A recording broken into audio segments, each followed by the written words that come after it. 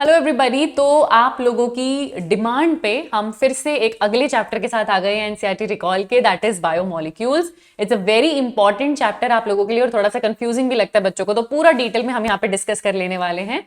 Recall करेंगे मतलब पहले हम ऑफकोर्स एमसीक्यू करने वाले हैं, पर हर तरीके का क्वेश्चन हम यहाँ पे डिस्कस करेंगे। क्योंकि आप पीवाईक्यू कर चुके हो तो आपको पता है कहां से क्वेश्चन ज्यादा आते हैं। अब जहां से क्वेश्चन ज्यादा आते हैं और अगर वो टॉपिक अभी भी आपका वीक है तो दिस इज योर अपॉर्चुनिटी जहां पर आप उस टॉपिक को अब अपने आप के लिए दोबारा से स्ट्रॉन्ग कर सकते हो, है ना बेटा। तो टॉपिक वाइज करेंगे, फिर असर्शन रीजन भी करेंगे, फिल इन द ब्लैंक्स भी करेंगे, हर तरीके के क्वेश्चन करेंगे। अगर चैप्टर टिप्स पे है तो आप आंसर्स भी यूं कर लेंगे। चलो सॉल्व करके देखते हैं। लेक्चर आपका ऑलरेडी डिटेल में हो चुका है प्रतिज्ञा बैच में, और अगर आपको ये पीडीएफ चाहिए तो पीडीएफ बेटा वैसे आपको मिलेगा t.me/anandmoney001, ये टेलीग्राम चैनल है। आप प्लीज इस टेलीग्राम चैनल को ज्वाइन कर लो और आपको सारे लेक्चर्स के पीडीएफ, चाहे वो रिकॉल है, चाहे वो 10 ईयर पीवाईक्यू है, चाहे वो एग्जाम ड्रिल है जिसको आप मॉक टेस्ट की तरह सॉल्व कर सकते हो, या फिर चिंटू नोट्स, सब आपको इसी टेलीग्राम चैनल पे मिलते हैं। जैसे ही आपका चैप्टर कंप्लीट हो जाता है आपको सारे पीडीएफ्स वहां पर मिलते हैं एनोटेटेड। तो टेलीग्राम चैनल ज्वाइन कर दो, है ना। और फटाफट से हम क्वेश्चन प्रैक्टिस करते हैं। चलो कोशिश करनी है सभी बच्चों ने कि वो मेरे साथ एकदम सही आंसर कमेंट सेक्शन में लिखेंगे, ठीक है। Elemental analysis on a plant tissue हमने किया, एनिमल टिश्यू, माइक्रोबियल पेस्ट, सब पे हमने क्या किया, एलिमेंटल एनालिसिस किया है। उससे क्या रिवील हुआ, उससे ये रिवील हुआ कि हमें बहुत सारे एलिमेंट्स पता चले जिनसे हम बने हैं, CHO and several others. Respective content per unit mass हमें मिला है लिविंग टिश्यू में, इनका रिस्पेक्टिव कंटेंट भी मिला है कि कितना परसेंट कार्बन है, कितना हाइड्रोजन है, कितना ऑक्सीजन है, डेफिनेटली हमें ये भी मिला है। तो ये तो दोनों चीजें ठीक है। आंसर हमारे पास क्या हो जाएगा, सी हो जाएगा। अगले क्वेश्चन पे चलते हैं। चलिए, how to analyse the chemical composition, जिसमें हमने केमिकल एनालिसिस भी पढ़ते हैं, हम एश एनालिसिस भी पढ़ते हैं, सारी चीजें आ जाएंगी। अगर मैं केमिकल कॉम्पोजिशन एनालिसिस की बात करूं तो हमने क्या यूज किया था, वो मोटर और पेस्टल में वो चटनी बनाने के लिए हमने ट्राइक्लोरोएसिटिक एसिड यूज किया था। तो 3 क्लोरीन है, Cl3CCOOH, है ना। तो Cl3CCOOH, यहां पर आ जाएगा आंसर फिर से आपके पास C। ये नहीं होगा बेटा बिकॉज यहाँ पे एक ही कार्बन दे रखा है ना, सिर्फ COOH वाला, लेकिन कार्बोक्सिलिक के सिवा एक और कार्बन भी है। So it's trichloroacetic acid, formic नहीं है, एसिटिक है, 2 कार्बन होंगे, तो आंसर आपके पास क्या हो जाएगा, C। अगले क्वेश्चन पे चलते हैं। एसिड इनसॉल्युबल पूल की अगर मैं बात करूं तो इनसॉल्युबल पूल को एक और नाम से जाना जाता है, उसे हम कहते हैं रिटेंटेट। जो नीचे फिल्टर होके आ गया, जो सॉल्युबल है वो फिल्ट्रेट, जो ऊपर रह गया वो रिटेंटेट। आंसर हो जाएगा B। अगले क्वेश्चन पे चलते हैं। जितने भी कार्बन कंपाउंड्स होते हैं जो हमें लिविंग टिश्यू से मिलते हैं उन्हें ही हम बायोमोलिक्यूल कहते हैं। कार्बन कंटेनिंग ऑर्गेनिक कंपाउंड्स जो हमारे पास हैं उन्हें ही हम बायोमोलिक्यूल्स कहते हैं। अगला क्वेश्चन देखो, अगर हमने टिश्यू को पूरा जला दिया, एकदम फुली बर्न कर दिया, तो जितने भी कार्बन कंपाउंड है वो दे विल गेट ऑक्सीडाइज्ड, वो गैशियस फॉर्म में आ जाएंगे, CO2 और वाटर वेपर बनाएंगे। जो बचा हुआ रिमेनिंग है उसे आप राख कहते हो, और उस राख में जो बचा है कुछ नहीं, इनऑर्गेनिक एलिमेंट्स और इनऑर्गेनिक कंपाउंड्स है, क्योंकि आपने कार्बन, हाइड्रोजन, ऑक्सीजन सब उड़ा दिया, CO2 वाटर वेपर की फॉर्म में CHO उड़ गया, जो बचा है that is your inorganic elements. ये सारी बातें एकदम सही लिखी हुई हैं। फिर से आंसर आपके पास क्या हो जाता है, D हो जाता है। अगला क्वेश्चन देखते हैं। जो अल्फा अमीनो एसिड्स हैं वो ऑर्गेनिक कंपाउंड्स हैं, जी हाँ वो ऑर्गेनिक कंपाउंड्स हैं। अल्फा अमीनो एसिड्स में आपको क्या मिलेगा, एक अमीनो ग्रुप मिलेगा, एक एसिडिक ग्रुप मिलेगा, अलग अलग कार्बन पे नहीं। पहली बात, अलग अलग कार्बन कुछ नहीं है, एक अमीनो एसिड में एक ही अल्फा कार्बन है, कायरल कार्बन है, जिसपे चारों ग्रुप्स प्रेजेंट होते हैं, ठीक है। तो आपको अमीनो ग्रुप भी मिलेगा, आपको एसिडिक ग्रुप भी मिलेगा, और वो आपको सेम कार्बन पे मिलेंगे, वो दोनों आपको सेम कार्बन पे मिलेंगे। आंसर आपके पास क्या हो जाएगा, C हो जाएगा। अगला क्वेश्चन देखते हैं। कितने सब्स्टिट्यूएंट ग्रुप उस अल्फा अमीनो एसिड पे प्रेजेंट है, 4, क्योंकि 4 वैलेंसी है ना कार्बन की, तो 4 सब्स्टिट्यूएंट ग्रुप प्रेजेंट है, इसीलिए उसे सब्स्टिट्यूटेड मीथेन भी कहते हैं। आंसर आपके पास क्या हो जाएगा, D। अगला क्वेश्चन देखो, एक R ग्रुप है जो कि एक प्रोटीनेशियस अमीनो एसिड में मिलता है, वो R ग्रुप क्या हो सकता है। ये जो अल्फा कार्बन है बेटा, इस अल्फा कार्बन के पास एक होता है हाइड्रोजन, एक इसके पास होता है COOH जिसको आप कार्बोक्सिलिक ग्रुप कहते हो, और एक इसके पास होता है अमीनो ग्रुप। एक ग्रुप है जो वेरी करता रहता है, उसे हम कहते हैं R ग्रुप। तो ये कह रही है R ग्रुप क्या हो सकता है, ये हाइड्रोजन भी हो सकता है, अगर ये हाइड्रोजन होगा तो हम इसको ग्लाइसिन कहेंगे। ये मिथाइल ग्रुप भी हो सकता है, अगर ये मिथाइल ग्रुप होगा तो हम इसको एलेनिन कहेंगे। ये हाइड्रोक्सी मिथाइल भी हो सकता है, अगर ये हाइड्रोक्सी मिथाइल है तो हम इसको सीरीन कहेंगे।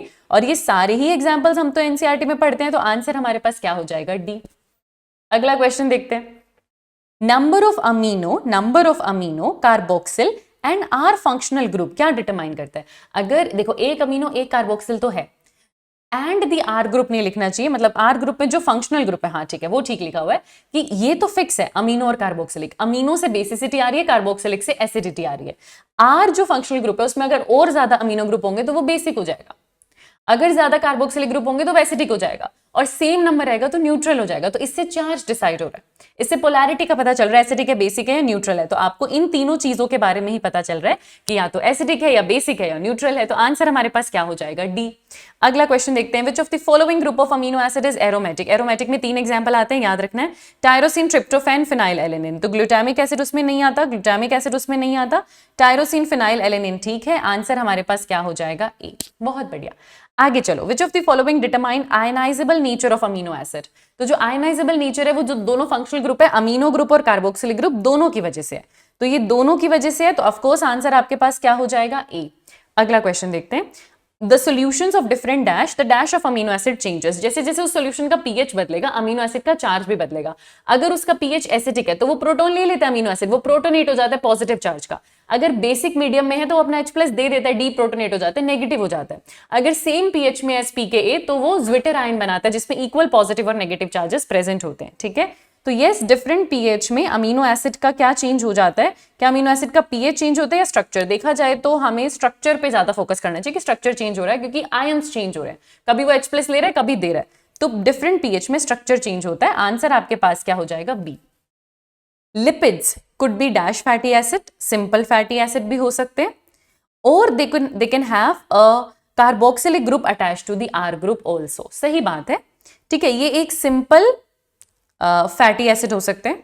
सिंपल फैटी एसिड्स में आपके पास क्या आ जाएगा कि ठीक है, कार्बोक्सिलिक ग्रुप है जिसपे एक आर ग्रुप लगा होता है, इसे तो सिंपल फैटी एसिड कहते हैं। तो सिंपल फैटी एसिड को एक्सप्लेन करने का एक और तरीका है कि एक आर ग्रुप होगा जो COOH से जुड़ा होगा, यही, इसको ऐसे भी आप एक्सप्लेन कर सकते हो।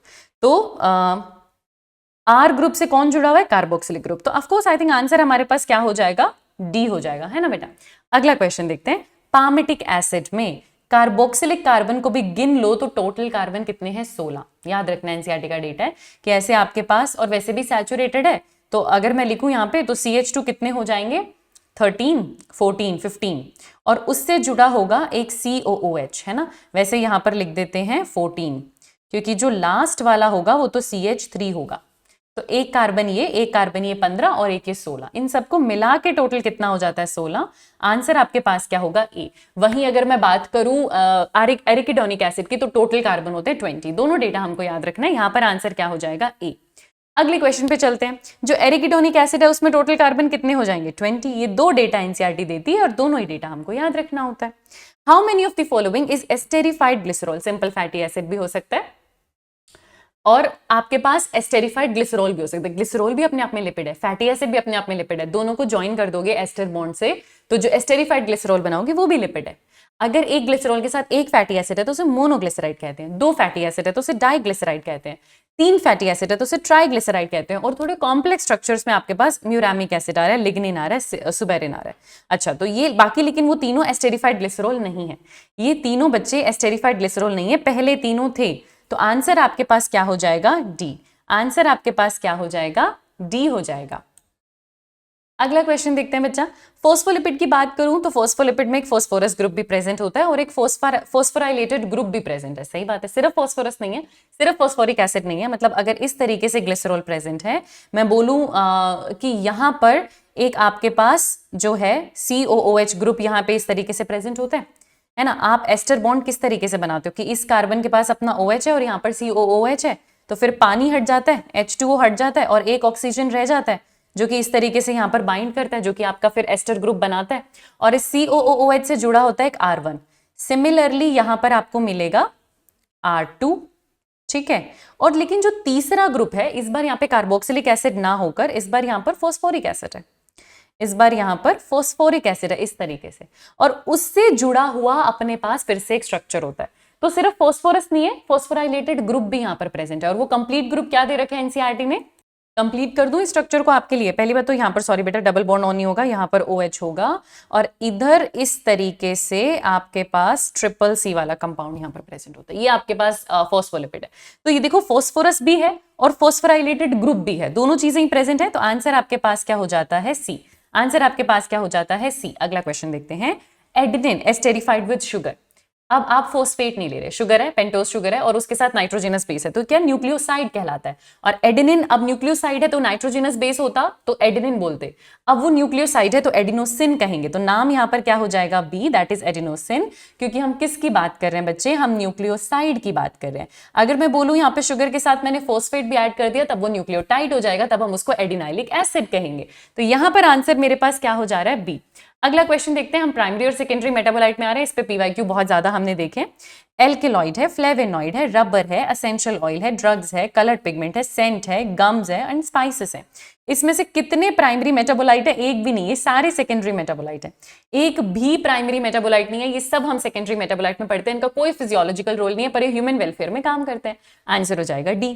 कौन से मेटाबोलाइट है जिनकी इकोलॉजिकल इंपॉर्टेंस होती है, देखो जो प्राइमरी मेटाबोलाइट होते हैं बच्चा वो डायरेक्टली फिजियोलॉजिकल फंक्शन करते हैं, सेकेंडरी मेटाबोलाइट का फंक्शन नहीं पता होता पर इकोलॉजिकल रोल उनका होता है, तो ये हो जाएगा हमारे पास सेकेंडरी मेटाबोलाइट, है ना, ये हो जाएगा हमारे पास सेकेंडरी मेटाबोलाइट। कुछ सेकेंडरी मेटाबोलाइट ऐसे हैं जिनका इकोलॉजिकल रोल है और कुछ ह्यूमन वेलफेयर में काम आते हैं, लेकिन वो उस पर्टिकुलर ऑर्गेनिज्म में क्या कर रहे थे हमको नहीं पता। Which of the following group represent lectin, है ना, lectin is a group of secondary metabolite जिसका एग्जाम्पल होता है कॉनकैनावेलिन ए। प्लीज इसको अच्छे से याद रखना क्योंकि यहाँ पर एक लेक्टिन है, वैसा ही एक सिमिलर सा नाम होता है जिसको हम कहते हैं लेसिथिन। लेसिथिन क्या है, लेसिथिन इज अ फोस्फोलिपिड जो आपको सेल मेम्ब्रेन में मिलता है, और फोस्फोलिपिड है तो वो प्राइमरी मेटाबोलाइट होगा या सेकेंडरी, तो ऑफकोर्स ये प्राइमरी मेटाबोलाइट होगा। ऑफकोर्स बच्चे ये प्राइमरी मेटाबोलाइट होगा, और लेक्टिन आपके पास सेकेंडरी मेटाबोलाइट है। तो ये एक ऐसा एरिया है जहां आप लोगों से गलती हो सकती है और आपको ध्यान रखना होगा।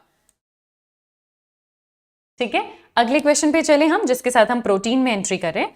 एक प्रोटीन है ना, अगर वो एक हेट्रोपॉलीमर है, हेट्रोपॉलीमर प्रोटीन किसका बना होता है, अमीनो एसिड का, और हेट्रो का मतलब है सारे अमीनो एसिड अलग अलग, तो क्या one type of amino acid आएगा, नहीं, different types of amino acid आएगा। आंसर क्या हो जाएगा, बी। अगला क्वेश्चन देखते हैं, इसमें से कौन सा स्टेटमेंट इनकरेक्ट है। Homopolymer have one type of monomer, homopolymer का तो मतलब ही है कि वन टाइप ऑफ पॉलीमर हो जाएगा, ये बात तो ठीक है। जो डाइटरी प्रोटीन है, जो हमारे डाइट में है, वो हमारे लिए एसेंशियल है क्योंकि हमारी बॉडी नहीं बना रही, इसीलिए हमें उनको डाइट में लेना जरूरी है, ठीक है। अमीनो एसिड एसेंशियल भी हो सकते हैं, नॉन एसेंशियल भी हो सकते हैं। 10 अमीनो एसिड एसेंशियल माने जाते हैं, 10 नॉन एसेंशियल माने जाते हैं। एसेंशियल अमीनो एसिड क्या मेरी बॉडी में सिंथेसाइज होते हैं, नहीं बेटा। जो एसेंशियल और नॉन एसेंशियल वर्ड यूज किया जाता है वो डाइट के बेसिस में यूज किया जाता है कि एसेंशियल है हमारे डाइट में क्योंकि हमारी बॉडी इसको नहीं बना पा रही। तो आंसर हमारे पास क्या हो जाएगा, डी। अगला क्वेश्चन देखते हैं, what are the functions of protein. ये हमारी बॉडी में मेनी फंक्शंस करते हैं, ये न्यूट्रिएंट्स के ट्रांसपोर्टर की तरह काम करते हैं, बिकॉज जो भी आप एब्जॉर्प्शन करोगे वो इन्हीं चैनल्स के थ्रू ट्रांसपोर्टेशन होगा, ठीक है। So that is right, transporter of nutrients से करते हैं, जैसे ग्लूकोज के ट्रांसपोर्टेशन में GLUT2 आ रहा है, so that's fine. They fight infection, antibodies, yes. इनसे हॉर्मोन्स और एंजाइम्स भी बनते हैं, यस। तो ये सारे फंक्शन ही हम पढ़ते हैं, तो आंसर हमारे पास क्या हो जाएगा, सी।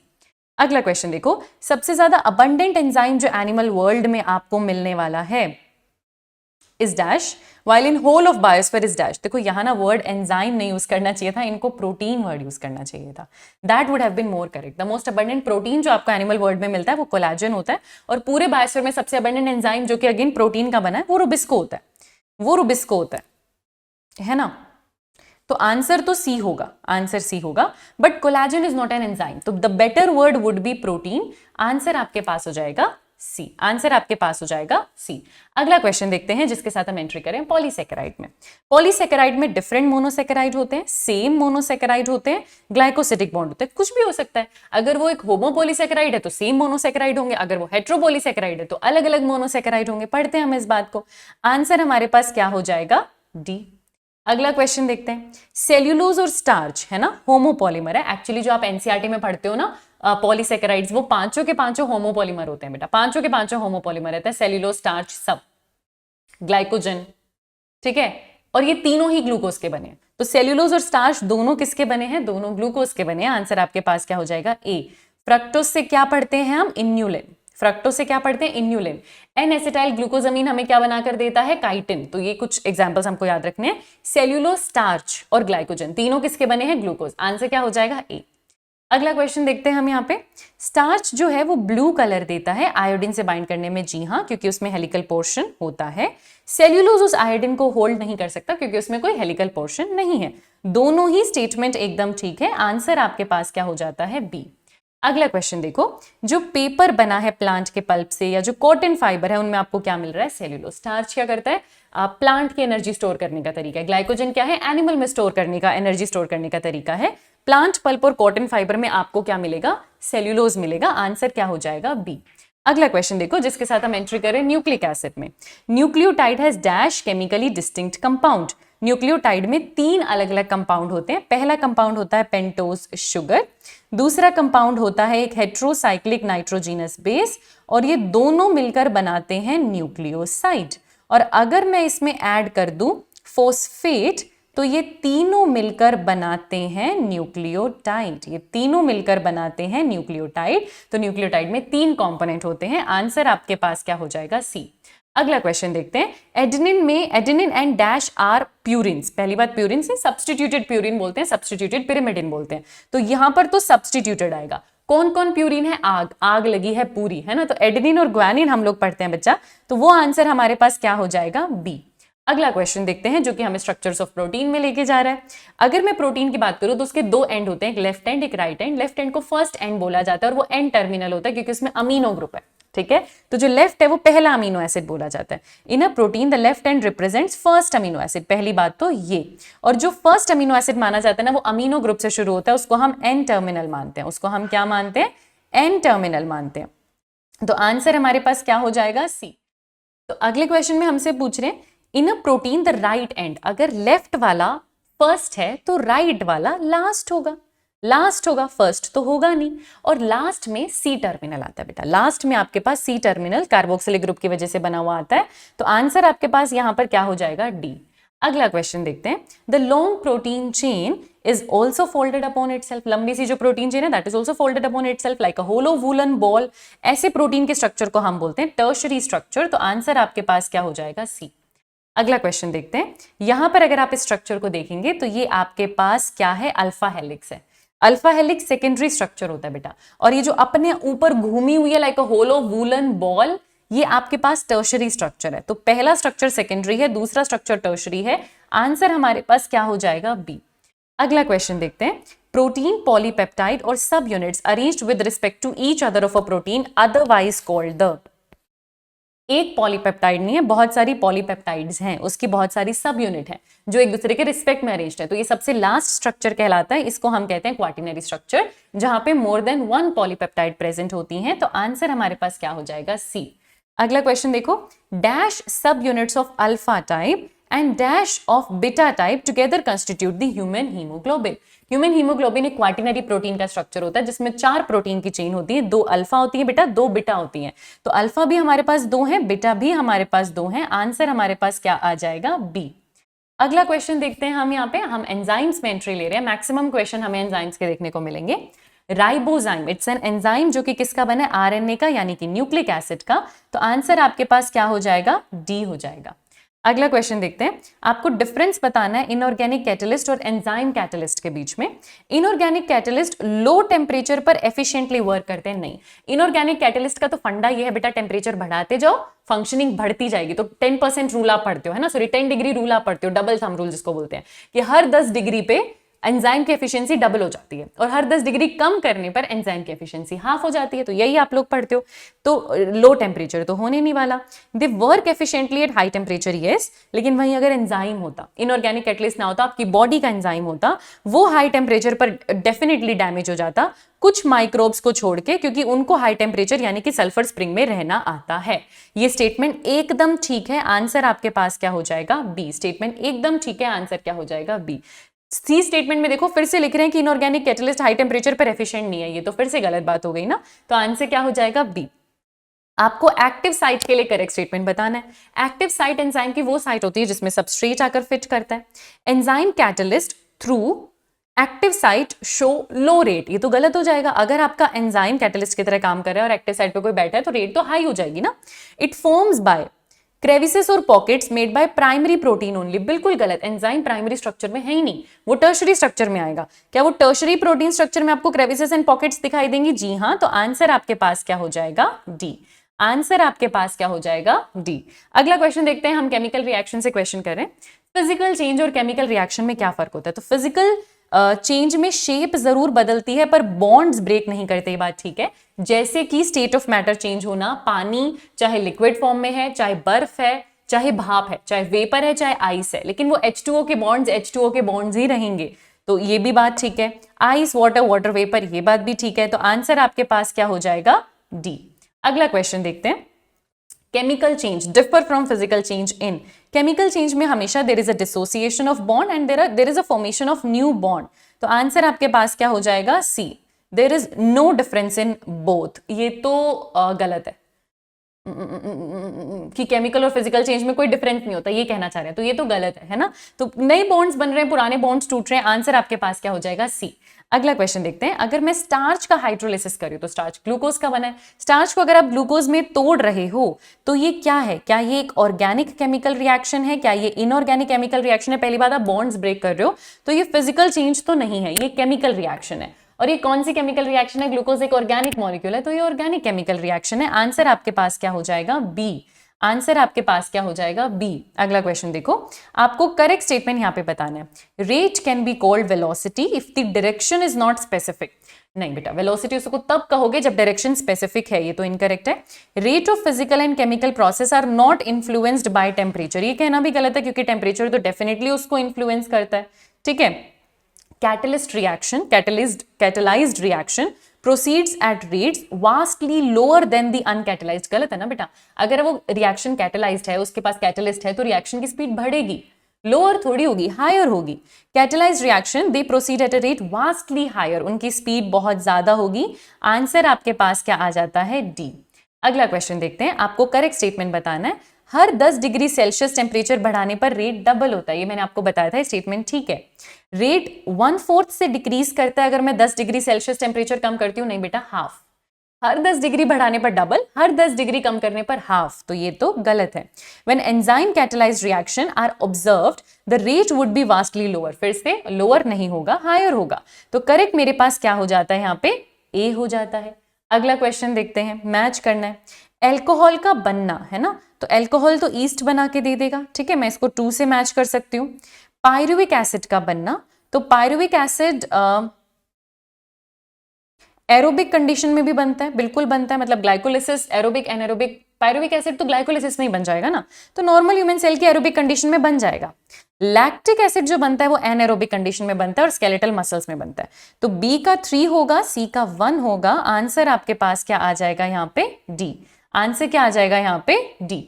अगला क्वेश्चन देखते हैं, जिसके साथ हम अगले सब टॉपिक में एंटर करें। How do enzymes bring about such high rates of chemical conversion? Which of the following is correct about enzyme? Enzyme 2D structure नहीं है, 3D स्ट्रक्चर है। वो प्रोडक्ट को सबस्ट्रेट में कन्वर्ट नहीं करता, सबस्ट्रेट को प्रोडक्ट में कन्वर्ट करता है। उसके पास एक्टिव साइट होती है, जी हाँ, उसके पास एक्टिव साइट होती है। तो आंसर आपके पास क्या हो जाएगा? सी। अगला क्वेश्चन देखते हैं। Transition state structure is formed when? Transition state कब बनेगा? जब एंजाइम फ्री है, जब एंजाइम प्रोडक्ट से जुड़ा हुआ है, जब ES कॉम्प्लेक्स आपके पास बनता है बेटा, तब। एंजाइम जब सबस्ट्रेट से जुड़ता है तो पहले हमेशा ऐसे लिखा जाता है कि एंजाइम प्लस सबस्ट्रेट, है ना, फिर वो जाकर बनाते हैं एंजाइम सबस्ट्रेट कॉम्प्लेक्स। जब ये बन रहा होता है तो सबस्ट्रेट हट भी सकता है, और ये वाला जब बन जाता है ना, तब आपको पता है कि अब ट्रांजिशन स्टेट होगा, अलग अलग हाई एनर्जी की अनस्टेबल स्टेट आएंगी, और फिर एंजाइम किस में कन्वर्ट हो जाएगा? प्रोडक्ट में, ठीक है। तो ये आ जाएगा सी। आंसर क्या हो जाएगा? सी। अगला क्वेश्चन देखते हैं यहाँ पे, इसमें से कौन अनस्टेबल है? एंजाइम तो स्टेबल है, प्रोडक्ट भी स्टेबल है, रिएक्टेंट भी स्टेबल है, जो बीच में इंटरमीडिएट स्टेजेस बनती है ना, वो अनस्टेबल होती है, वो अनस्टेबल होती है। आंसर आपके पास क्या होगा? डी। अगला क्वेश्चन देखो, आपको एक बहुत बढ़िया ग्राफ दिया हुआ है जो PYQ में बहुत ज्यादा रिपीट भी होता है बेटा, और हमको इसको देखना है और मैच करना है, ठीक है। 1 2 3 की लेबलिंग पहचाननी है हमको सीधा सीधा। तो ये जो 1 मुझे दे रखा है, ये तो एंजाइम की प्रेजेंस वाली एक्टिवेशन एनर्जी है ना, क्योंकि पहले एक्टिवेशन एनर्जी इतनी थी जो अब कम हो गई। तो अगर मैं 1 की बात करूं तो ये वो एक्टिवेशन एनर्जी है जो कि विद एंजाइम है, तो ये तो मुझे एक ही ऑप्शन में दिया हुआ है। फिर अगर मैं 2 की बात करूं तो ये तो ज्यादा वाली एक्टिवेशन एनर्जी है, मतलब ये विदाउट एंजाइम है। और अगर मैं 3 की बात करूं तो हम ट्रांजिशन स्टेट की बात करें, तो आंसर हमारे पास क्या हो जाता है? सी। आंसर हमारे पास क्या हो जाता है? सी। अगले क्वेश्चन पे चलते हैं, चलिए अगले क्वेश्चन पे चलते हैं। अगर P प्रोडक्ट है, वो लोअर लेवल पर है, S के कंपैरिजन में, मतलब अगर मैं इस तरीके से बात करूं तो S हायर है और P लोअर है। इसका मतलब S पे एनर्जी ज्यादा थी, लेकिन जब आप प्रोडक्ट में कन्वर्ट हुआ एनर्जी कम हो गई, इसका मतलब एनर्जी रिलीज हुई है। ऐसी रिएक्शन को हम क्या कहते हैं? Exothermic reaction. एक्सोथर्मिक रिएक्शन का ही दूसरा नाम होता है स्पॉन्टेनियस रिएक्शन। तो इट इज, वैसे एक्सोथर्मिक रिएक्शन स्पॉन्टेनियस रिएक्शन होती हैं, पर अगर मुझे चूज करना है मैं एक्सोथर्मिक को चूज कर दूंगी। A एंड C नहीं हो पाएगा, है ना? राइट, बिकॉज इन्होंने प्रोडक्ट को लोअर लेवल पर बता रखे ना, तो मैं एक्सोथर्मिक को ही प्रायोरिटी दूंगी। आंसर आपके पास यहां पर क्या हो जाएगा? बी हो जाएगा। अगला क्वेश्चन करते हैं, नेचर ऑफ एंजाइम एक्शन। जो ES कॉम्प्लेक्स बनता है उसी में सारी ट्रांजिशन स्टेट बनती है, तो वो इतना लंबा लिफ्ट नहीं है। ऑफकोर्स इट्स शॉर्ट लिफ्ट, और फिर वो बाद में जाकर किसमें डिसोसिएट करता है? वो प्रोडक्ट बनाता है, वो प्रोडक्ट बनाता है, रिएक्टेंट नहीं। रिएक्टेंट तो सबस्ट्रेट है ना, और एंजाइम को फ्री कर देगा, और अनचेंज्ड एंजाइम पे कोई फर्क नहीं पड़ता, अनचेंज्ड एंजाइम यहां पर अलग हो जाता है। आंसर आपके पास क्या आ जाएगा? डी। अगला क्वेश्चन देखो, factors affecting enzyme activity, which of the following can change enzyme activity? All such activities that can alter the tertiary structure of the protein. अगर टर्शरी स्ट्रक्चर बिगड़ा तो एंजाइम की एक्टिविटी बिगड़ेगी, सही बात है। टेम्परेचर और पीएच हम पढ़ते हैं, ऑप्टिमम चाहिए, और सबस्ट्रेट की कंसेंट्रेशन Km वैल्यू भी हम पढ़ते हैं, तो ये सारी बातें ठीक है बेटा, आंसर हो जाएगा डी। अगला क्वेश्चन देखो, एंजाइम की एक्टिविटी डिक्लाइन करती है चाहे आप above the optimum level of pH और टेम्परेचर पे जाओ, चाहे आप बिलो जाओ, दोनों ही केसेस में एंजाइम की एक्टिविटी डिक्लाइन करेगी। आंसर क्या हो जाएगा? सी। और ऐसा तो किसी ने नहीं कहा कि एंजाइम की एक्टिविटी डिक्लाइन ही नहीं करती, इतना भी तोप नहीं है एंजाइम आपका, एक्टिविटी तो डिक्लाइन करती है। ऑप्टिमम पीएच आप किसको कहते हो? वो पीएच जिस पे एंजाइम की एक्टिविटी एकदम हाईएस्ट चल रही है, एकदम हाईएस्ट चल रही है, ना वो इमीडिएटली स्टार्ट हुई है ना वो एंड हुई है, और कम भी नहीं है, क्योंकि हम कर्व पढ़ते हैं ना इस तरीके से कि अगर मैं बोलूं यहाँ पर पीएच है, यहाँ एंजाइम की एक्टिविटी है, तो वो पीएच जिस पे एंजाइम की एक्टिविटी एकदम टॉप पे आती है वो उसका ऑप्टिमम पीएच कहलाता है। तो आंसर आपके पास क्या आ जाएगा? बी। अगला क्वेश्चन देखते हैं, अगला क्वेश्चन देखते हैं हम यहाँ पे। चलिए, हमको रिस्पॉन्स बताना है with respect to enzyme activity. अगर लो टेम्परेचर है तो वो एंजाइम को डिस्ट्रॉय करेगा नहीं, उसे इनएक्टिव करेगा, दैट्स रॉन्ग। हाई टेम्परेचर जो होता है वो एंजाइम को प्रिजर्व करता है इनएक्टिव स्टेट में, नहीं, वो उसे डिस्ट्रॉय कर देता है, अगेन रॉन्ग। ऑप्टिमम टेम्परेचर वो टेम्परेचर है जिसपे एंजाइम की एक्टिविटी हाईएस्ट है, बिल्कुल सही बात है। एज टेम्परेचर इंक्रीज तो एंजाइम की एक्टिविटी बढ़ती है, फिर वो ऑप्टिमम पे पहुंचती है। उसके बाद अगर आपने टेम्परेचर बढ़ाया तो एंजाइम की एक्टिविटी डिक्लाइन करेगी, बिल्कुल सही बात है।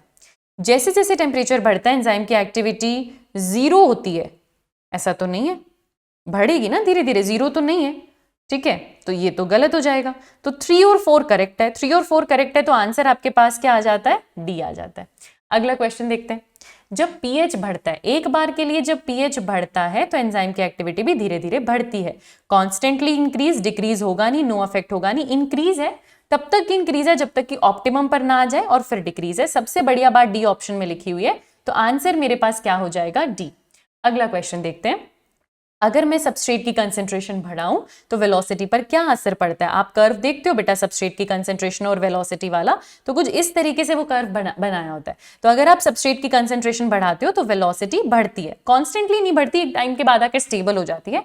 इट राइज एट फर्स्ट, जब तक कि वो अपने Vmax पर ना पहुंच जाए, और Vmax के बाद वो फर्दर राइज नहीं करेगी। सबसे बढ़िया बात यहां लिखी हुई है, अपनी मैक्सिमम वेलोसिटी पर पहुंचेगा, उसके बाद वो डेफिनेटली राइज नहीं करेगा। आंसर आपके पास क्या हो जाएगा? बी। अगला क्वेश्चन देखते हैं हम यहाँ पे, विच of the following factors does not affect the enzyme activity? तो टेम्परेचर भी है, पीएच भी है, सबस्ट्रेट की कंसेंट्रेशन भी है, एंजाइम के कलर का एंजाइम की एक्टिविटी पर कोई भी फर्क नहीं पड़ता। अगला क्वेश्चन देखो, अपनी Vmax पर पहुंचने के बाद उससे ज्यादा एंजाइम की रिएक्शन नहीं एक्सीड करती, है ना? आप कितना भी कंसेंट्रेशन ऑफ सबस्ट्रेट बढ़ा दो वो नहीं बढ़ेगी। क्यों बेटा? अगर मान लो आपके पास 100 एंजाइम है तो 100 एक्टिव साइट है, मेरे पास 10 ही सबस्ट्रेट थे, तो अभी 10 ही सबस्ट्रेट प्रोडक्ट में कन्वर्ट हो पा रहे हैं, है ना? लेकिन सोचो अगर मैं सबस्ट्रेट की कंसेंट्रेशन 20 कर दूं तो अब 20 प्रोडक्ट में कन्वर्ट हो पा रहे होंगे, 30 कर दूंगी, 40, 50, 60, 70, 80, 90, 100, मैं बढ़ा रही हूं सबस्ट्रेट की कंसेंट्रेशन, मेरा एंजाइम फटफट सबस्ट्रेट को प्रोडक्ट में कन्वर्ट करे, Vmax बढ़ रहा है ना, वेलोसिटी बढ़ रही है, Vmax नहीं वेलोसिटी बढ़ रही है। अब 100 एंजाइम थे, 100 ही आपने ऑक्यूपाई कर लिए, सैचुरेट कर लिए, अब मैं सबस्ट्रेट 110 कर लूंगी तो कुछ फर्क पड़ेगा? कोई फर्क नहीं पड़ेगा।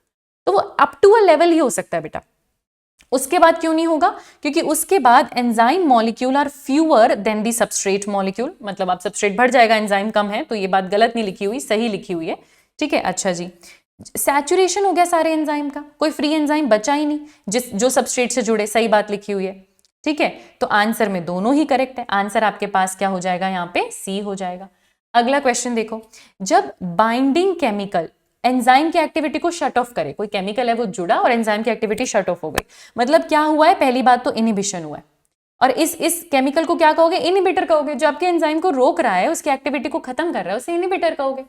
अगला क्वेश्चन देखो, ठीक है, एक इनहिबिटर आया तो एंजाइम की एक्टिविटी पे क्या अफेक्ट आया, तो इनहिबिटर आया तो शट डाउन करेगा एंजाइम की एक्टिविटी को, उसके काइनेटिक्स को, तो आंसर क्या हो जाएगा, सी। अगला क्वेश्चन देखो, सक्सिनिक डिहाइड्रोजिनेज नाम का एंजाइम है जो सक्सिनेट को फ्यूमेरेट में कन्वर्ट करता है। अब एक इनहिबिटर आया है जिसका नाम है मेलोनेट, वो क्या कर रहा है, इनहिबिशन कर रहा है। ठीक है, क्यों, कैसे इनहिबिट कर पाता है, कॉम्पिटिटिव इनहिबिशन करता है। मेलोनेट सक्सिनेट का हम शक्ल है, शक्ल में उससे हूबहू मिलता है। Malonate closely resemble with the substrate succinate in structure, ये बात बिल्कुल ठीक है। वो एक कॉम्पिटिटिव इनहिबिटर है, ये बात बिल्कुल ठीक है। वो जाकर सक्सिनेट डिहाइड्रोजिनेज की एक्टिव साइट पर जुड़ता है इन दी प्लेस ऑफ सबस्ट्रेट, मतलब सक्सिनेट की जगह खुद जुड़ जाता है, सक्सिनेट को जुड़ने नहीं देता। एकदम सही बात लिखी हुई है, आंसर हो जाएगा डी। अगला क्वेश्चन देखो, जो कॉम्पिटिटिव इनहिबिटर्स होते हैं, they are often used in the control of, competitive inhibition की अगर मैं बात करूं तो बैक्टीरियल पैथोजन, एनसीईआरटी की लाइन है, बैक्टीरियल पैथोजन इसको यूज करता है, मतलब बैक्टीरिया को कोई पैथोजन अटैक करने आया उसके अगेंस्ट इसका यूज करते हैं। हम लोग भी बैक्टीरियल पैथोजन से फाइट करने के लिए इसका यूज करते हैं। तो कॉम्पिटिटिव इनहिबिशन बैक्टीरियल पैथोजन के कंट्रोल में यूज किया जाता है। आंसर आपके पास क्या हो जाएगा, बी। अगला क्वेश्चन देखते हैं, classification and nomenclature of enzyme. Enzyme की कितनी क्लासेस हैं, तो क्लासेस तो 6 हैं, oxidoreductase, transferase, hydrolase, lyase, isomerase, ligase, with sequence आपको याद रखना है। क्लासेस कितनी है, 6। ठीक है, तो आंसर आपके पास क्या हो जाएगा, सी। अगला क्वेश्चन देखते हैं, each class of enzyme were further classified into, कितनी सब क्लासेस होती हैं बेटा, 4 to 13, और कितनी डिजिट में नोमेनक्लेचर करते हो, 4 डिजिट में नोमेनक्लेचर करते हो, पहले क्लास का नेम, सब क्लास का नेम, सब क्लास का नेम, इस तरीके से। तो क्लास कितनी है, 6, सब क्लास कितनी है, क्योंकि हमसे सब क्लास पूछ रहे हैं, 4 to 13, और कितनी डिजिट्स में नोमेनक्लेचर करोगे, तो 4 में करोगे। अगला क्वेश्चन देखो, एक सबस्ट्रेट रिड्यूस था, दूसरा ऑक्सीडाइज था, आपने इसका हाइड्रोजन इसको दे दिया तो ये रिड्यूस हो गया, ये ऑक्सीडाइज हो गया, इसे तो कहते हैं ऑक्सीडोरिडक्टेज। इसी का दूसरा नाम डिहाइड्रोजिनेज होता है बेटा। दोनों ही चीजें एकदम ठीक है, क्योंकि हाइड्रोजन ट्रांसफर करो ना, एक से हट रहा है एक में जा रहा है, तो आंसर आपके पास यहां पर क्या हो जाएगा, डी हो जाने वाला है। अगला क्वेश्चन देखते हैं, enzyme catalysing a transfer of a group other than hydrogen, transfer हो रहा है पर हाइड्रोजन नहीं है, तो इसे ऑक्सीडोरिडक्टेज नहीं कहते, इसे ट्रांसफरेज कहते हैं। इसे क्या कहते हैं, इसे ट्रांसफरेज कहते हैं। आंसर आपके पास क्या हो जाएगा, ए। अगला क्वेश्चन देखते हैं, ट्रांसफरेज एंजाइम जो है वो कोई भी ग्रुप को ट्रांसफर करता है एक सबस्ट्रेट से लेकर दूसरे सबस्ट्रेट में। G इज अदर देन, वो ग्रुप कुछ भी हो सकता है, बस वो हाइड्रोजन नहीं होगा, क्योंकि अगर आप हाइड्रोजन का ट्रांसफर करो तो वो तो ऑक्सीडोरिडक्टेज ही है ना, तो वहां पे बस एक हाइड्रोजन नहीं होता, वही एक एक्सेप्शन रहता है। आंसर हो जाएगा सी। अगला क्वेश्चन देखो, हाइड्रोलेज हाइड्रोलिसिस करता है ईस्टर का, एथर का, पेप्टाइड का, ग्लाइकोसिडिक का, सारे बॉन्ड्स का, क्योंकि जब ये बॉन्ड्स बन रहे थे तो पानी निकल रहा था, तो इनको तोड़ने के लिए पानी देना पड़ेगा। सीसी का, सी हैलाइड का, पीएन का, ये सारे नाम एनसीईआरटी लिखती है बेटा, सारी चीजें एकदम ठीक है। ये डी शायद 2 बार लिखा गया, आंसर यहां पर क्या हो जाएगा, डी। आंसर यहां पर क्या हो जाएगा, डी। अगला क्वेश्चन देखो, लाइएज है ना, लाइएज जो है वो कैटलाइज करता है डैश ऑफ ग्रुप्स, वो क्या करेगा, रिमूवल। लाइएज का काम ही है तोड़ना, लाइगेज का काम होता है जोड़ना। ठीक है, तो वो ग्रुप्स को सबस्ट्रेट में से हटा रहा है by mechanism other than hydrolysis. Hydrolysis नहीं कर रहा, पर वो हटा रहा है। जैसे अगर मैं बोलूं कि ये इस तरीके से है, तो ये एक्स और वाई ग्रुप लगा हुआ है, तो लाइएज इसको और इसको हटाएगा। अब इसको हटाएगा तो वो एक्स और वाई को तो अलग कर देगा, लेकिन इन दोनों से जो ग्रुप हटा उसको बैलेंस करने के लिए डबल बॉन्ड लाता है। तो ये डबल और ट्रिपल बॉन्ड्स का यूज करके रिमूवल में हेल्प करता है। आंसर आपके पास क्या होगा, बी।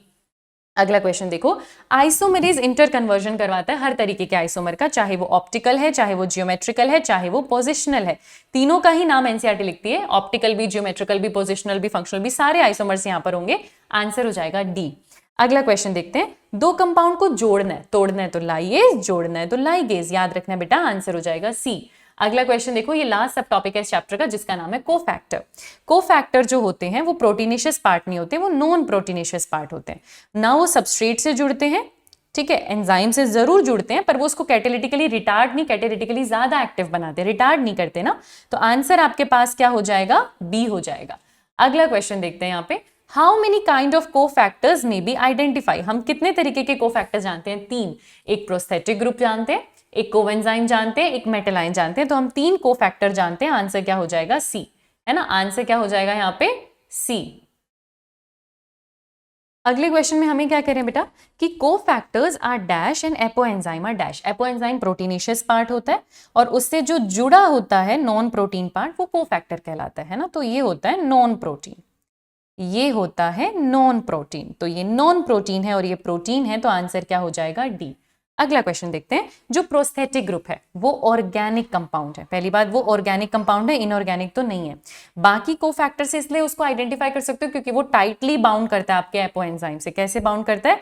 टाइटली। और इसके एग्जाम्पल में हम क्या पढ़ते हैं? Haem group. याद रखना है, कैटालेस एंजाइम के लिए हमने हीम ग्रुप पढ़ा हुआ है, आयरन कंटेनिंग हीम ग्रुप है। तो आंसर क्या हो जाएगा? ए। अगला क्वेश्चन देखते हैं। NAD की फुल फॉर्म क्या है? NAD हम किस में पढ़ते हैं? ये भी कोफैक्टर है, कोएंजाइम में पढ़ते हैं। इसमें विटामिन B3 नाइसिन मिलता है। इसकी फुल फॉर्म होती है निकोटिनामाइड एडेनिन डाइन्यूक्लियोटाइड। ढूंढो, निकोटिनामाइड एडेनिन डाइन्यूक्लियोटाइड, न्यूक्लियोसाइड नहीं, न्यूक्लियोटाइड। तो आंसर क्या हो जाएगा? सी।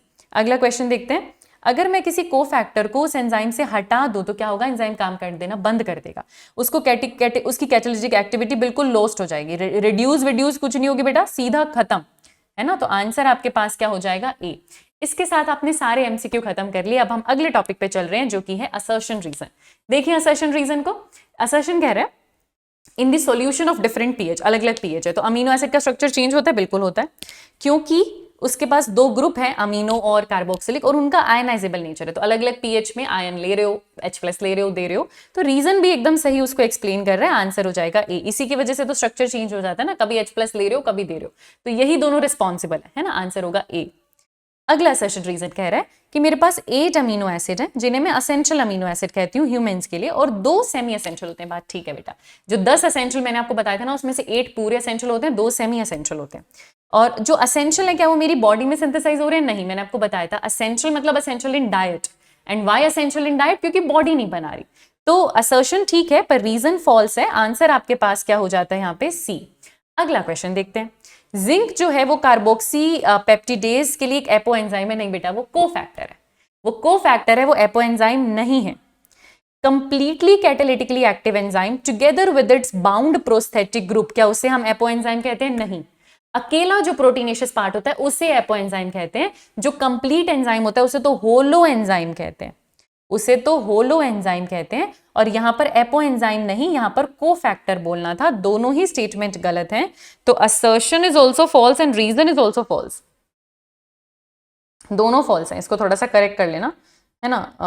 Both are false, both assertion and reason are false, है ना। क्योंकि प्रोस्थेटिक ग्रुप के साथ जो पूरा एंजाइम है उसको हम एपो एंजाइम नहीं, उसको हम होलो एंजाइम कहते हैं। तो आंसर हमारे पास क्या हो जाएगा? डी। आंसर हमारे पास क्या हो जाएगा? डी। अगला क्वेश्चन देखते हैं जरा। जो पामेटिक एसिड है क्या वो एक अनसैचुरेटेड फैटी एसिड है? नहीं, वो एक सैचुरेटेड फैटी एसिड है। There are one or more variable double bonds between carbon atom in unsaturated fatty acid। ये बात ठीक लिखी हुई है। जो unsaturated fatty acids होते हैं उनमें 1 और more double bonds आपको देखने को मिलता है। तो assertion false है, reason true है। आंसर आपके पास क्या हो जाएगा? डी। अगला क्वेश्चन देखते हैं। Starch is a polymer of glucose. सही बात है, वो ग्लूकोज का बना हुआ है, ठीक है। It is made up of several glucose unit. तो ये इसको एक्सप्लेन भी करा है, इसका रीजन ही यही है। तो ये तो करेक्ट एक्सप्लेनेशन भी हो जाएगा। आंसर हो जाएगा ए। अगला क्वेश्चन देखो। जो कोएंजाइम है वो एक तरीके का कोफैक्टर है, तो वो नॉन प्रोटीन ग्रुप होता है विदाउट विच या तो एंजाइम इनएक्टिव है या इनकम्प्लीट है। सही बात है। जो कोएंजाइम है it not only provide a point of attachment of the chemical group being transform but it also influence the property of that group. इसीलिए तो उसको हटाने से कैटालिटिक एक्टिविटी लॉस्ट हो जा रही है। एंजाइम इनएक्टिव है, इनकम्प्लीट है, क्यों? क्योंकि जब तक वो जुड़ा हुआ था तो वो पॉइंट ऑफ अटैचमेंट दे रहा था उस ग्रुप को भी जिसको ट्रांसफॉर्म करना था, उस सबस्ट्रेट को भी, और उस एक्शन को भी इन्फ्लुएंस कर रहा था, उस ग्रुप की प्रॉपर्टी को भी इन्फ्लुएंस कर रहा था। तभी तो कोफैक्टर का बहुत इंपॉर्टेंट रोल होता है बेटा, ठीक है। तो ये तो इसको एक्सप्लेन भी कर रहा है। तभी तो कह रहे हैं बिना कोएक्टिव के, बिना कोएंजाइम के आपका एंजाइम इनएक्टिव क्यों हो गया? क्योंकि वो जरूरी था, जब वो था तो वो ऑल्टर कर रहा था प्रॉपर्टीज को। तो ये तो इसका बहुत सही, बहुत बढ़िया रीजन है। आंसर हो जाएगा ए। अगला क्वेश्चन देखो। जो कॉम्पिटिटिव इनहिबिटर होते हैं वो सबस्ट्रेट एनालॉग होते हैं, सबस्ट्रेट के हमशक्ल होते हैं। वो एंजाइम से स्ट्रक्चर में मिलते हैं नहीं, वो सबस्ट्रेट से स्ट्रक्चर में मिलते हैं। तो ये तो हो जाएगा सी। अगला क्वेश्चन देखते हैं। जो एंजाइम है वो एक्टिवेशन एनर्जी को कम करते हैं, एक्टिवेशन एनर्जी को कम करते हैं। रिएक्टेंट यानी कि सबस्ट्रेट के मॉलिक्यूल की, ताकि उसका ट्रांजिशन प्रोडक्ट में थोड़ा सा आसान हो सके। एंजाइम्स जो हैं they are highly substrate specific catalyst. बिल्कुल, जो एंजाइम है अपने सबस्ट्रेट के लिए फिक्स्ड है, ऐसे नहीं कोई भी सबस्ट्रेट उससे आके जुड़ सके। दोनों बातें ठीक है, पर दोनों दो अलग अलग बातें हैं। ऑफ कोर्स वो उसकी एक्टिवेशन एनर्जी कम कैसे कर रहा है इस बात को एक्सप्लेन नहीं कर रहा, तो आंसर क्या हो जाएगा? बी। अगला क्वेश्चन देखो, an example of non competitive inhibitor is cyanide. Yes, cyanide kills animals by inhibiting cytochrome oxidase. ये बात ठीक है, वो साइटोक्रोम ऑक्सीडेज जो कि कॉम्प्लेक्स 4 है उसको इनहिबिट करता है, ये बात ठीक है, पर ये इसका नॉन कॉम्पिटिटिव इनहिबिटर है इस बात को एक्सप्लेन नहीं कर रहा, तो आंसर हो जाएगा बी। अगला क्वेश्चन देखो, enzymes are not divided into different classes. 6 classes है, ऐसा तो किसने कहा?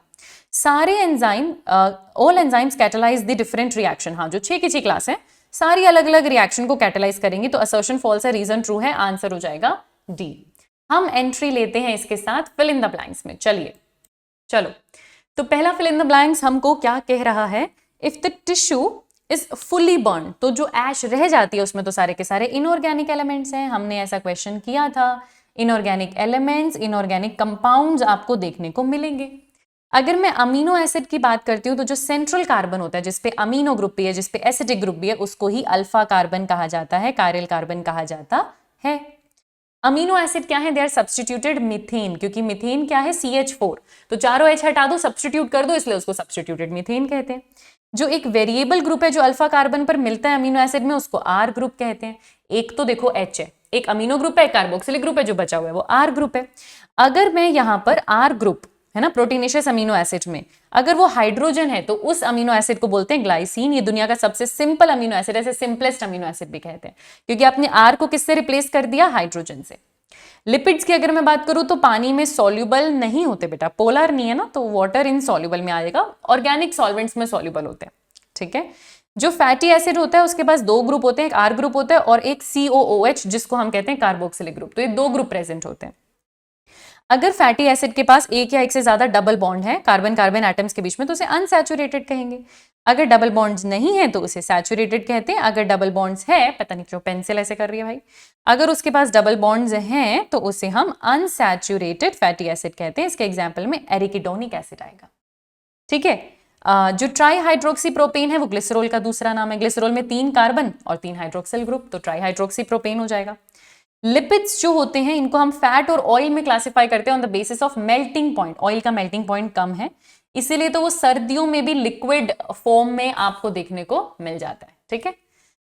The melting point of oil is, अभी बताया, अभी डिस्कस किया, लो। तभी तो सर्दियों में जब टेम्परेचर कम है तब भी वो मेल्टेड फॉर्म में आपको मिल रहा है। Living organism have a number of carbon compound जिनमें हेट्रोसाइक्लिक रिंग आपको देखने को मिलती है ना, उनको हम नाइट्रोजिनस बेस बोलते हैं। उनके एग्जाम्पल आपसे पूछ रहे हैं, तो इसके एग्जाम्पल्स में आपके पास क्या आएगा? कौन कौन से नाइट्रोजिनस बेस आप पढ़ते हो?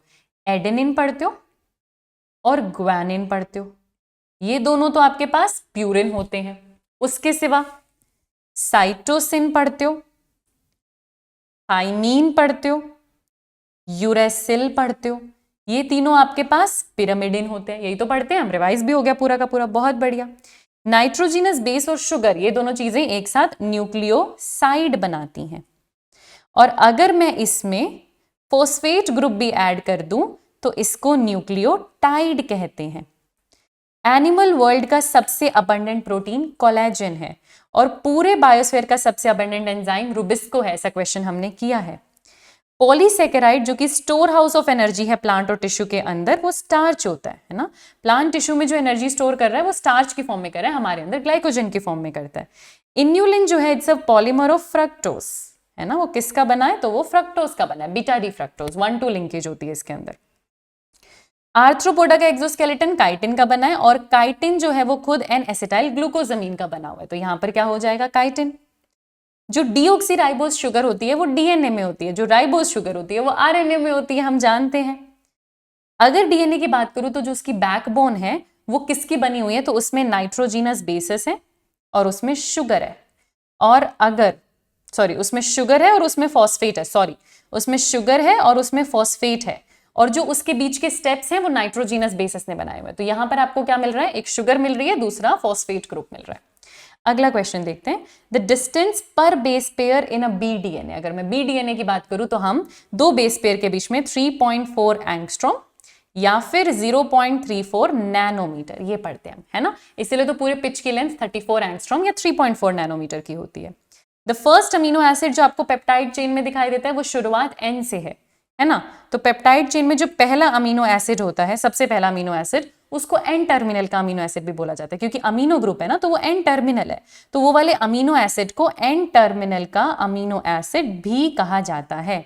ग्वानिन जब भी डीएनए में पेयरिंग करेगा हमेशा साइटोसिन के साथ करेगा और हमेशा ट्रिपल बॉन्ड बनाएगा, हम जानते हैं हमेशा ट्रिपल बॉन्ड बनाएगा।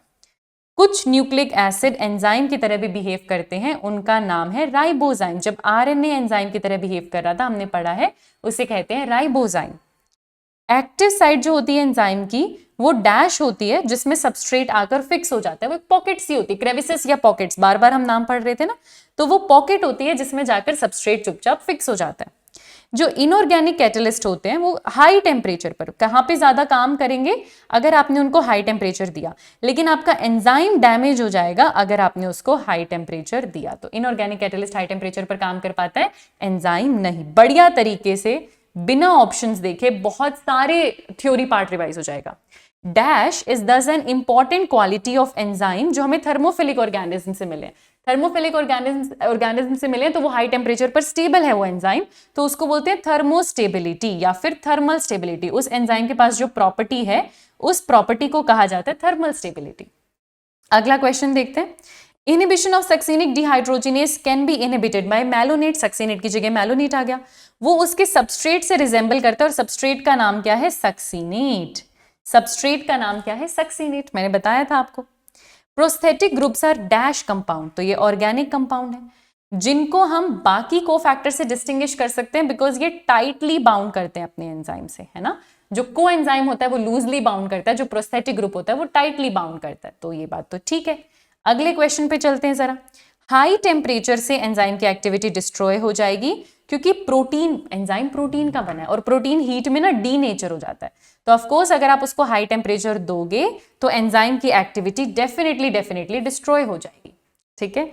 अगला क्वेश्चन देखो, जब इनहिबिटर की शक्ल सबस्ट्रेट से क्लोजली मिलती हो, है ना, तो इसको आप क्या बोलते हो, कॉम्पिटिटिव इनहिबिशन। ऐसे इनहिबिशन को आप क्या बोलते हो, कॉम्पिटिटिव इनहिबिशन।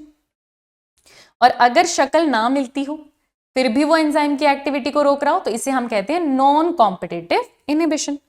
अगला क्वेश्चन देखो, enzyme catalysing the linking together. जोड़ने वाला एंजाइम लाइगेज है बच्चों, जोड़ने वाला एंजाइम लाइगेज है। अगला क्वेश्चन देखो 33, जो हीम ग्रुप मिलता है वो एक प्रोस्थेटिक ग्रुप है ना, वो आपको किस में मिल रहा है, कैटलेज और पेरोक्सीडेज में, जिनका काम क्या होता है, हाइड्रोजन पेरोक्साइड को तोड़ना वाटर और ऑक्सीजन में। किस एंजाइम में हीम ग्रुप मिल रहा है, कैटलेज, दूसरा नाम आप पढ़ते हो पेरोक्सीडेज, दूसरा नाम आप पढ़ते हो पेरोक्सीडेज। ये दो नाम आप एंजाइम के पढ़ते हो बेटा, जो कि जिनके पास जो ग्रुप प्रेजेंट है, जो कोफैक्टर है वो क्या है, हीम। एंजाइम को हम कितनी क्लासेस में डिवाइड करते हैं, तो 6। कितनी सब क्लासेस हैं, 4 to 13। और नॉमेनक्लेचर कितनी डिजिट का होता है, 4। अभी हमने रिवाइज किया था, दूसरी बार देख रहे हैं। Each enzyme shows the highest activity at a particular temperature and a particular pH. उसको हम क्या कहते हैं, उसका ऑप्टिमम टेम्परेचर एंड ऑप्टिमम ही पीएच। जिस पर मैक्सिमम एक्टिविटी दिखे उसे optimum temperature and optimum pH कहा जाता है। During the state where substrate is bound to the enzyme active site, तो एक न्यू स्ट्रक्चर सबस्ट्रेट का आपको दिखाई देता है, cold dash structure is form. आपका सबस्ट्रेट एंजाइम से जुड़ चुका है तो वो बहुत सारी इनएक्टिव हाई एनर्जी स्टेट्स के थ्रू जाता है, उसको हम बोलते हैं ट्रांजिशन स्टेट। क्या बोलते हैं, ट्रांजिशन स्टेट। लास्टली हमसे पूछ रहे हैं एंजाइम का काम क्या है, वो एक्टिवेशन एनर्जी को लोअर करता है, so it brings down the activation energy barrier. उसका काम क्या है, एक्टिवेशन एनर्जी बैरियर को कम करने का। आपने सारे के सारे फिल इन द ब्लैंक्स कर लिए, बहुत सारी थ्योरी आपने यहाँ पे रिवाइज कर ली। अगला हमको करना है ट्रू और फॉल्स। चलिए, एक प्रोटीन है, वो होमोपॉलीमर होता है, वो कभी भी हेट्रोपॉलीमर नहीं होता। गलत लिखा हुआ है बेटा, प्रोटीन सारे हेट्रोपॉलीमर होते हैं, हमने एनसीईआरटी पढ़ी है, अलग अलग अमीनो एसिड से मिलकर बने हैं। पूरे बायोस्फीयर का सबसे अबंडेंट प्रोटीन रुबिस्को है, हाँ एनिमल वर्ल्ड में कोलेजन है पर पूरे बायोस्फीयर में रुबिस्को है, तो ये हो जाएगा ट्रू। अगला क्वेश्चन देखो, सेल्यूलोज एक होमोपॉलीमर है। हाँ, सारे पॉलीसेकेराइड होमोपॉलीमर होते हैं, ग्लूकोज का बना है, that is true again. Polysaccharide की चेन है ग्लाइकोजन की, तो जो राइट एंड होता है वो नॉन रिड्यूसिंग है बेटा, फॉल्स है। राइट एंड रिड्यूसिंग होता है, लेफ्ट एंड नॉन रिड्यूसिंग होता है। आर से राइट, आर से रिड्यूसिंग, याद करने का तरीका। बाकी डिटेल एक्सप्लेनेशन आप प्रतिज्ञा के लेक्चर्स में इसको देख सकते हो बहुत अच्छे से बेटा वहां पर, क्योंकि आपके पास एल्डिहाइड ग्रुप है। जो एल्डिहाइड ग्रुप कंटेनिंग कार्बन है, रिड्यूसिंग कार्बन, वो प्रेजेंट है, इसीलिए राइट साइड को रिड्यूसिंग कार्बन यहां पर या रिड्यूसिंग एंड यहां पर कहा जाता है। ठीक है, स्टार्च है आपके पास, तो स्टार्च का हेलिकल स्ट्रक्चर है, इसलिए वो पॉजिटिव आयोडीन टेस्ट देता है। बिल्कुल सही बात है, क्योंकि उसके हेलिकल स्ट्रक्चर में आयोडीन आकर रह जाता है। सेल्यूलोज में आपको कॉम्प्लेक्स हेलिकल स्ट्रक्चर मिलेगा, नहीं बेटा, होता तो वो आयोडीन टेस्ट देता ना, वो आयोडीन टेस्ट नहीं देता, सेल्यूलोज नहीं देता, स्टार्च देता है, तो ये आपके पास हो जाएगा फॉल्स। अगला क्वेश्चन देखो, काइटिन एक हेट्रोपॉलीमर है, नहीं, मैंने आपको बताया था सारे पॉलीसेकेराइड जितने एग्जांपल एनसीईआरटी ने दे रखे हैं, चाहे काइटिन है, चाहे इन्यूलिन है, चाहे सेल्यूलोज है, चाहे ग्लाइकोजन है, चाहे स्टार्च है, सारे होमोपॉलीमर है, कोई हेट्रोपॉलीमर नहीं है, तो ये फॉल्स हो जाएगा। Rate can also be called velocity, अगर डायरेक्शन स्पेसिफाई हो तो, हाँ ये तो आप फिजिक्स में भी पढ़ते हो कि डायरेक्शन पता है, तो रेट को वेलोसिटी कह सकते हैं। कोफैक्टर का एक बहुत क्रूशियल रोल होता है एंजाइम की कैटालिटिक एक्टिविटी में, डेफिनेटली, तभी तो कहते हैं कि अगर आपने कोफैक्टर हटा दिया तो एंजाइम की एक्टिविटी भी हट जाएगी। जो ट्रांसफरेज एंजाइम है वो ट्रांसफर हाइड्रोजन ग्रुप का करते हैं, नहीं बेटा, कितनी बार हमने पढ़ा है कि वो जी ग्रुप को ट्रांसफर करेगा, किसी ग्रुप को ट्रांसफर करेगा, बस हाइड्रोजन को नहीं, क्योंकि जो हाइड्रोजन को ट्रांसफर करता है उसको तो हम ऑक्सीडो रिडक्टेज में पढ़ते हैं, तो ये फॉल्स हो जाएगा। Almost all enzymes are protein, ये बात बिल्कुल ठीक है। ऑलमोस्ट ऑल इसलिए कहते हैं क्योंकि एक न्यूक्लिक एसिड भी एंजाइम की तरह बिहेव कर सकता है, जिसे हम कहते हैं ribozyme. Stability is something that is related to energy, जी हाँ, जितनी हाई एनर्जी उतनी कम स्टेबिलिटी। तो क्या ये एनर्जी स्टेटस पे डिपेंड करता है? ये बिल्कुल एनर्जी स्टेटस पे डिपेंड करता है। ट्रांजिशन स्टेट की एनर्जी ज्यादा है, इसलिए स्टेबिलिटी कम है। कोएंजाइम जो निकोटिनामाइड एडेनिन डाइन्यूक्लियोटाइड है या निकोटिनामाइड एडेनिन डाइन्यूक्लियोटाइड फॉस्फेट है, उनमें विटामिन नाइसिन होता है, जिसे विटामिन B3 कहते हैं। याद रखना, ये बात बिल्कुल सही है, एनसीईआरटी का ये स्टेटमेंट एकदम ठीक है। आगे चलते हैं, मैश टाइप के क्वेश्चन कर लेते हैं। कितने बढ़िया तरीके से पूरी एनसीईआरटी रिवाइज हो जाती है इनमें बेटा। ग्लूटामिक एसिड एसिडिक है, तो 1 का हो जाएगा B, ठीक है। लाइसिन, आर्जिनिन, ये बेसिक अमीनो एसिड होते हैं, तो 3 का हो जाएगा A, और वैलिन अपने आप न्यूट्रल में आ जाएगा, तो ये हो जाएगा C। तो आंसर विल बी BCA, है ना। आगे चलते हैं। अच्छा, आपको यहाँ पर इस तरीके से मैच करना है, वो भी ह्यूमन बॉडी में। तो सबसे ज्यादा तो आपको पता है ऑक्सीजन है, और सोडियम काफी कम हो जाएगा हमारे पास, फिर कार्बन आएगा, फिर हाइड्रोजन आएगा।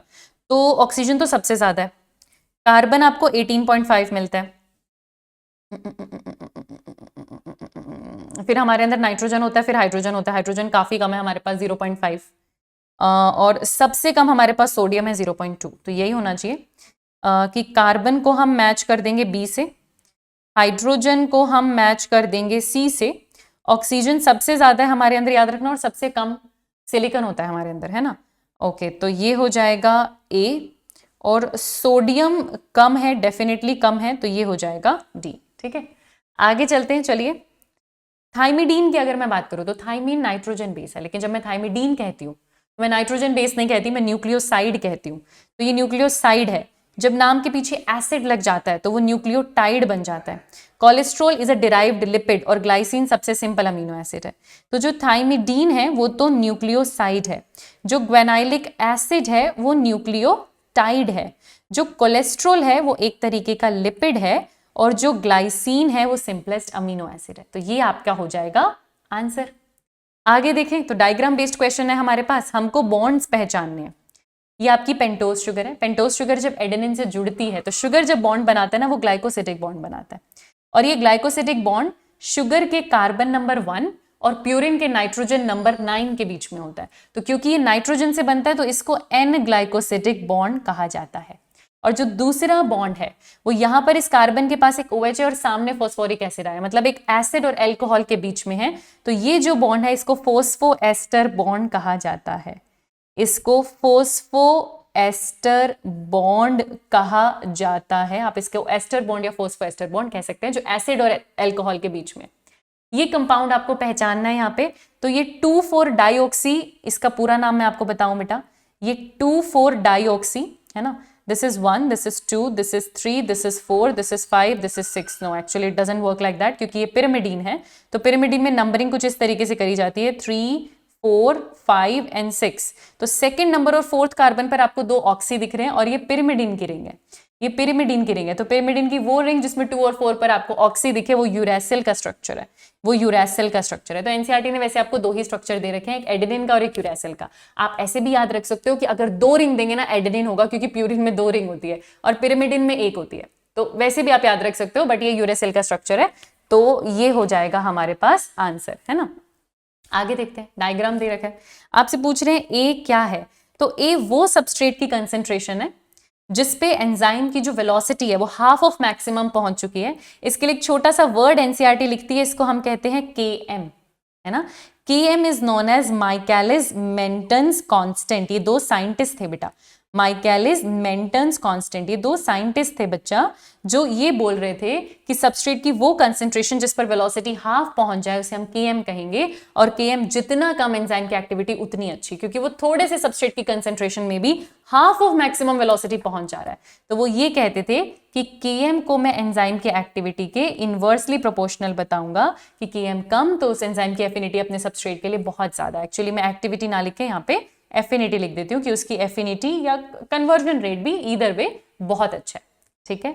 आगे चलते, आपसे पूछ रहे हैं ये कौन सी लिपिड है। तो ये तो हमने देखा ना बेटा, R1COC, R2COC, और इधर ये फॉस्फोरिक एसिड और एक फॉस्फोराइलेटेड ग्रुप, तो ये हमारे पास फॉस्फोलिपिड है, जो हम लेसिथिन पढ़ते हैं, जो कि हमें सेल मेम्ब्रेन में मिलता है। तो ये हमारे पास फॉस्फोलिपिड है, इसका एग्जाम्पल हमारे पास क्या हो जाता है, लेसिथिन, है ना। और इसके साथ हमने कंप्लीट कर लिया पूरा एनसीईआरटी एग्जाम्पलर। बहुत आराम से, बहुत प्यार से पूरी एनसीईआरटी रिवाइज हुई है। अगर कभी भी कोई भी बच्चा जानना चाहता है कि उसको कोई एक चैप्टर आया है या नहीं आया नीट लेवल, तो ये बेस्ट क्वेश्चन प्रैक्टिस है।